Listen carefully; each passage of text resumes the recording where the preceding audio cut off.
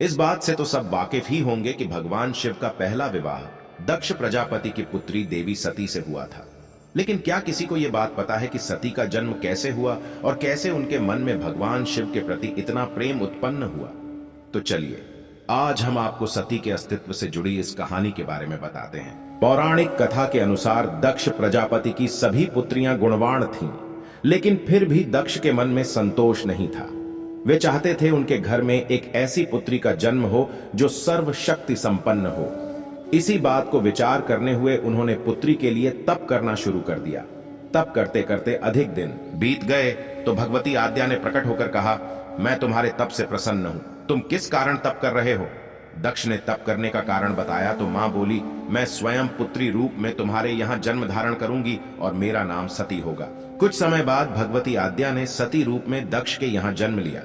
सती दक्ष की सभी पुत्रियों में सबसे अलौकिक थी। सती ने बाल्यावस्था में ही कई ऐसे अलौकिक आश्चर्यचकित करने वाले कार्य कर दिखाए थे, जिन्हें देखकर स्वयं दक्ष को भी विस्मयता होती रहती थी। लेकिन जब सती विवाह योग्य हो गई तो दक्ष को उनके लिए वर की चिंता होने लगी। उन्होंने ब्रह्म से इस विषय में परामर्श किया। ब्रह्मा जी ने कहा, सती तो आद्या की अवतार है। आद्या आदि शक्ति और शिव आदि पुरुष हैं। अतः सती के विवाह के लिए शिव ही योग्य और उचित वर हैं। लेकिन दक्ष को शिव कुछ पसंद नहीं थे। उनका कहना था कि वे हमेशा गले में सांप और शेर की खाल पहने घूमते रहते हैं। लेकिन सती की जिद के कारण उनको मानना पड़ा। अंत में सती का विवाह भोलेनाथ से संपन्न हुआ। एक बार देवलोक में ब्रह्मा ने धर्म के निरूपण के लिए एक सभा का आयोजन किया और वहां सभी बड़े बड़े जन शामिल हुए।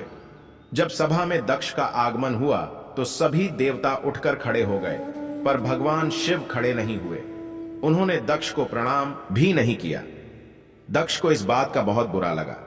केवल यही नहीं, उनके हृदय में भगवान शिव के प्रति ईर्ष्या की आग जल उठी। वे उनसे बदला लेने के लिए समय और अवसर की प्रतीक्षा करने लगे। राजा दक्ष ने एक बार यज्ञ का आयोजन किया और सभी को बुलावा भेजा, लेकिन भगवान शिव को नहीं बुलाया। लेकिन माता सती का यज्ञ में जाना और अपनी बहनों से मिलने का बहुत मन हुआ। देवी ने भगवान से वहां जाने की आज्ञा मांगी, किंतु भगवान ने वहां जाने से मना किया कि अभी वहां जाना ठीक नहीं। लेकिन माता नहीं मानी और हठ करती रही। अंत में भगवान ने उन्हें जाने के लिए भेज दिया और साथ में अपना एक गण भी भेजा, जिसका नाम वीरभद्र था। जब सती अपने पीहर पहुंची तो राजा दक्ष ने उनसे उनके पति शिव के बारे में बहुत कटु और अपमानजनक शब्द कहे। लेकिन देवी सती काफी समय तक मौन रही। कुछ समय बाद सती ने यज्ञ मंडप में सभी देवताओं के तो भाग देखे, किंतु भगवान शिव का भाग नहीं देखा। वे भगवान शिव का भाग न देखकर अपने पिता से इसके बारे में पूछा तो दक्ष ने कहा कि मैं तुम्हारे पति शिव को देवता नहीं समझता। वह तो भूतों का स्वामी, नग्न रहने वाला और हड्डियों की माला धारण करने वाला है। वह देवताओं की पंक्ति में बैठने योग्य नहीं है। उसे कौन भाग देगा? इन बातों को सुनकर सती आंखें क्रोध में लाल हो गईं और वो कहने लगी कि जो क्षण मात्र में संपूर्ण सृष्टि को नष्ट करने की शक्ति रखते हैं, वे मेरे स्वामी हैं। नारी के लिए उसका पति ही स्वर्ग होता है। जो नारी अपने पति के लिए अपमानजनक शब्दों को सुनती हैं, उसे नरक में जाना पड़ता है। मैं अब एक क्षण भी जीवित रहना नहीं चाहती। सती अपने कथन को समाप्त करती हुई यज्ञ के कुंड में कूद पड़ी। जलती हुई आहुतियों के साथ उनका शरीर भी जलने लगा।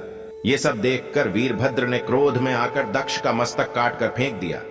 जब ये बात भगवान शिव के कानों में भी पड़ी तो वे प्रचंड आंधी की भांति कनखल जा पहुंचे। सती के जले हुए शरीर को देखकर भगवान शिव ने अपने आप को भूल गए। सती के प्रेम और उनकी भक्ति ने शंकर के मन को व्याकुल कर दिया। वे सती के प्रेम में खो गए, बेसुध हो गए। भगवान शिव ने सती के जले हुए शरीर को कंधे पर रख लिया। वे सभी दिशाओं में भ्रमण करने लगे। शिव और सती के इस अलौकिक प्रेम को देखकर पृथ्वी रुक गई, हवा रुक गई, जल का प्रवाह ठहर गया और देवताओं की सांसें भी रुक गई। ये सब देखकर भगवान विष्णु आगे बढ़े और अपने चक्र से सती के एक एक अंग को काट काट कर गिराने लगे। ये सब होने के बाद भगवान शिव को कुछ होश आया और पुनः सृष्टि के सारे कार्य चलने लगे। आपको हमारी छोटी सी कहानी अच्छा लगा हो तो चैनल सब्सक्राइब कर लेना।